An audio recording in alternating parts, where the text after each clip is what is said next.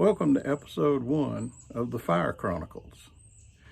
If you follow through with me on this whole series, this whole playlist, you will master the art of fire making. We're going to go in depth with everything that it takes to be successful in building a fire. And yes, safety is a priority.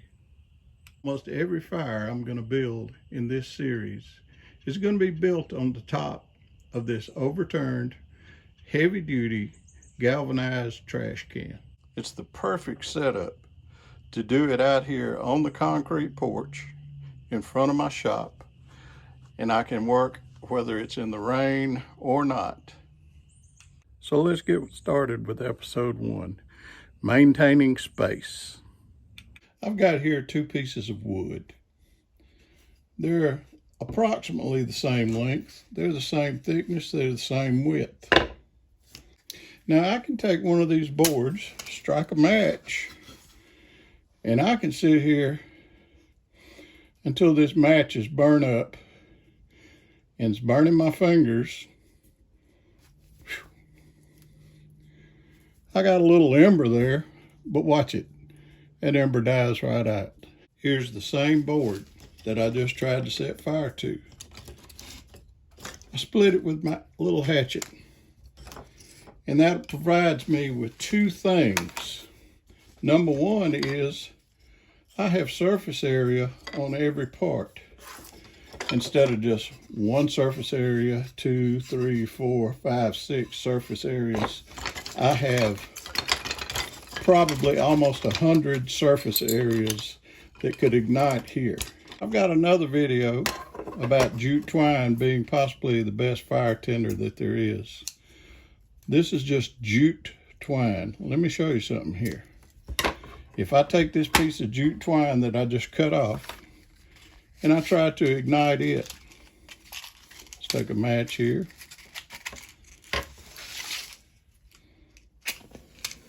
Let's see what happens.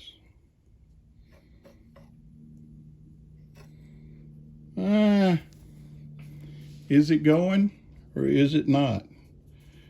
It's burning, but it's burning slow. It's doubtful that this would light this. Now I take the same piece of jute twine, well actually another piece, and all I do is twist it backwards, unravel it, and instantly I create airspace between every one of those fibers. Now I took 2 or 3 pieces like that, and I put them into this little vessel right here, and let's see what happens.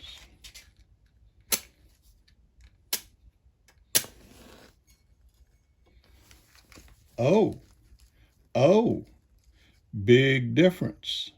What's the difference? The difference is the surface area and the space in between. Now let's go to nature's prime example of that same principle. What's this? Oh, a pine cone, you say. Notice how once it's unfolded, that there's space between every surface that can provide ignition. I struggled with calling this episode Maintaining Space or just simply calling it Preparation, because that's what I'm doing, is I'm showing you how to prepare things for a fire. So now we have all the makings for a good little fire. Let's take them outside to the little fire pit and see how they work. All right, first we'll take our tinder made from the jute twine. We'll lay it down there. Let's put the pine cone right there, kind of on top of it and kind of next to it. And then let's begin to space our other fire matter. All right, we've got everything lined up in teepee fashion, built around the pine cone, which is over the top of the tinder. Let's see what happens.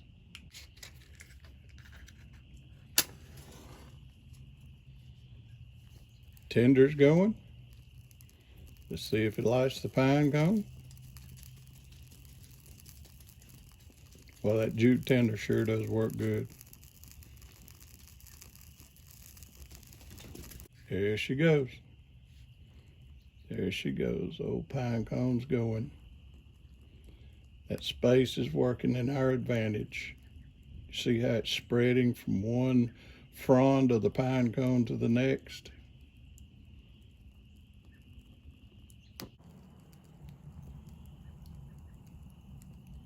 Turned the camera off for a few seconds there, and I missed the cave in. That's when the weight of the wood above the tinder and the pine cone just crush it and it falls down on top of it, and that's actually when it really starts going good. So there you go. Space in between all of the pieces makes for a good hot fire. Space. That's what it's all about. You've got to maintain space between the individual components. Just like that.